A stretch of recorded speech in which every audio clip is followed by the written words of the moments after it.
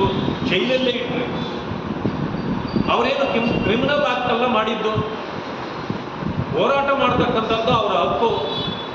ಅನೇಕ ಕನ್ನಡ ಸಂಘಟನೆಗಳನ್ನು ಇದೇ ರೀತಿ ಹೋರಾಟ ಮಾಡಿದವ್ರನ್ನ ನೀವು ಕ್ರಿಮಿನಲ್ ಕೇಸ್ಗಳನ್ನಾಗಿ ಪರಿವರ್ತನೆ ಮಾಡಿ ಅವ್ರ ಮೇಲೆ ಹಾಕಿದ್ರಿ. ಅದು ಕ್ರಿಮಿನಲ್ ಕೇಸ್ ಆಗೋದಿಲ್ಲ, ಅದರಿಂದಾಗಿ ನೀವು ವಾಪಸ್ ತಗೋಬೋದು. ಆದರೆ ಈ ರೀತಿ ಠಾಣೆಗಳಿಗೆ ಬೆಂಕಿ ಹಚ್ಚೋದು, ಪೊಲೀಸ್ ಇಲಾಖೆಯ ವಾಹನಗಳಿಗೆ ಬೆಂಕಿ ಹಚ್ಚೋದು, ಕಲ್ಲು ಹೋರಾಟ ಮಾಡಿದ್ದು, ಪೊಲೀಸರ ಮೇಲೆ ಅಟ್ಯಾಕ್ ಮಾಡಿದ್ದು, ಇವು ಕ್ರಿಮಿನಲ್ ಕೇಸ್ಗಳು.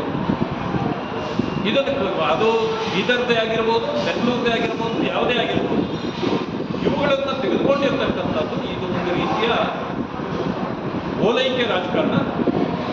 ಈ ಕೆಲಸವನ್ನು ಈ ಸರ್ಕಾರ ಮಾಡಬಾರ್ದಾಗಿತ್ತು. ನಾವು ಎಷ್ಟೇ ಹೇಳಿದ್ರು ಪದೇ ಪದೇ ತಪ್ಪುಗಳನ್ನೇ ಮಾಡ್ತಾ ಇರ್ತಕ್ಕಂಥ ಈ ಸರ್ಕಾರಕ್ಕೆ ಜನ ಉತ್ತರ ಕೊಡಬೇಕಾಗಿದೆ. ನಾವು ಎಷ್ಟು ಹೋರಾಟಗಳು ಮಾಡಿದ್ರು ಕೂಡ ಇವರ ಗುಂಡಾವರ್ತಿ ಮತ್ತು ಉದ್ದಟತನವನ್ನು ಇವರು ಸರಿಯಾಗಿ ಬಗೆಹರಿಸ್ಕೊಳ್ತಾ ಇಲ್ಲ. ಇದು ಕಾನೂನು ಬಾಹಿರವಾದ ಕೃತ್ಯ. ಇದು ಸರ್ಕಾರವೇ ಮಾಡ್ತಾ ಇರ್ತಕ್ಕಂಥ ಅಪರಾಧ. ಯಾಕೆಂತಂದರೆ ಯಾರೋ ಒಬ್ಬ ವ್ಯಕ್ತಿ ಅಪರಾಧ ಮಾಡಿದಾಗ ಅದನ್ನು ಶಿಕ್ಷಿಸಬಹುದು, ಸರ್ಕಾರವೇ ತಪ್ಪು ಮಾಡಿದಾಗ ಯಾರನ್ನು ಶಿಕ್ಷಿಸೋದು? ಮಾನ್ಯ ಮುಖ್ಯಮಂತ್ರಿಗಳು ಇಂಥ ಒಂದು ತಳಮಟ್ಟದ ರಾಜಕಾರಣ ಮಾಡಲಿಕ್ಕೆ ಅವರು ಇಳಿಯಬಾರ್ದಾಗಿತ್ತು. ಭವಿಷ್ಯ ಅವರ ರಾಜಕೀಯದ ಅಂತ್ಯದ ದಿನಗಳಲ್ಲಿ ಕೆಟ್ಟ ಸಂಪ್ರದಾಯಗಳಿಗೆ ಇವರು ನಾಂದಿ ಆಡ್ತಕ್ಕಂಥ ಕೆಲಸವನ್ನು ಮಾಡಿಸ್ತಾರೆ. ಇದನ್ನು ಭಾರತೀಯ ಜನತಾ ಪಕ್ಷ ಒಪ್ಪೋದಿಲ್ಲ. ಸಂಪೂರ್ಣವಾಗಿ ನಾವು ವಿರೋಧ ಮಾಡ್ತೀವಿ. ಜಿಲ್ಲಾ ಉಸ್ತುವಾರಿ ಸಚಿವ ಪ್ರಿಯಾಂಕ್ ಖರ್ಗೆ ಅವ್ರ ಮೇಲೆ ಕೂಡ ಒತ್ತಡ ಇತ್ತು, ಅವರು ಕೂಡ ಒತ್ತಡ ಹಾಕಿದ್ರು ಕೇಸ್ ವಾಪಸ್ಗೆ ಅಂತ ಆರೋಪ. ಬಹಳ ಬಾರಿ ಅವರು ಆಗ್ತಾ ಇರ್ತಾರೆ. ಅವರ ಕ್ಷೇತ್ರಗಳಲ್ಲೂ ಕೂಡ ಅನೇಕ ಕೇಸ್ಗಳನ್ನು ವಾಪಸ್ ತೆಗೆದುಕೊಂಡಿರ್ತಕ್ಕಂಥ ನಿದರ್ಶನಗಳು ಈಗಲೂ ಕೂಡ ಇದೆ. ಕಳೆದ ವರ್ಷವೂ ಕೂಡ ಅನೇಕ ತಗೊಂಡಿದ್ರು.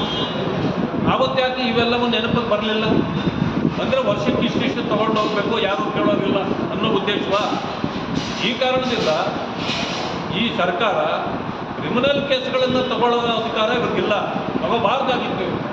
ಅದರಲ್ಲೂ ಕೋರ್ಟ್ನಲ್ಲಿ ಟ್ರಯಲ್ ನಡೆಯುವಾಗ ಇವರು ಯಾಕೆ ತೆಗಿತಾರೆ? ಅದರ ಮೂಲೋದ್ದೇಶಗಳು ಏನು ಅನ್ನೋದು ಕೋರ್ಟಿನ ಮೂಲಕ ಹೊರಗಡೆ ಬರಬೇಕಲ್ವ? ಬರದೆ ತೀರ್ಪು ನೀವೇ ಕೊಡ್ತೀರಾ. ಅಂದಮೇಲೆ ಮುಖ್ಯಮಂತ್ರಿಗಳೇ ಜಡ್ಜ ಆಗಿದ್ಮೇಲೆ ಕೋರ್ಟ್ಗಳಿಗೆ ಏನು ಕೆಲಸ ಇದೆ?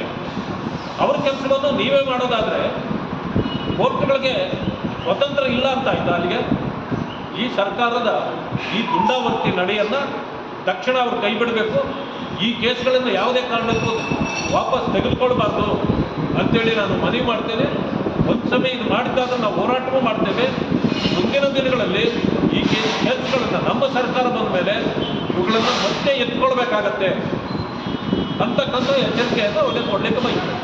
ಇನ್ನಷ್ಟು ಹೆಚ್ಚಿನ ಮಾಹಿತಿಗಾಗಿ ಸಪ್ತರ್ಷಿ ಟಿವಿ ಕನ್ನಡ ಯೂಟ್ಯೂಬ್ ಚಾನೆಲ್ ಅನ್ನು ಸಬ್ಸ್ಕ್ರೈಬ್ ಮಾಡಿಕೊಳ್ಳಿ.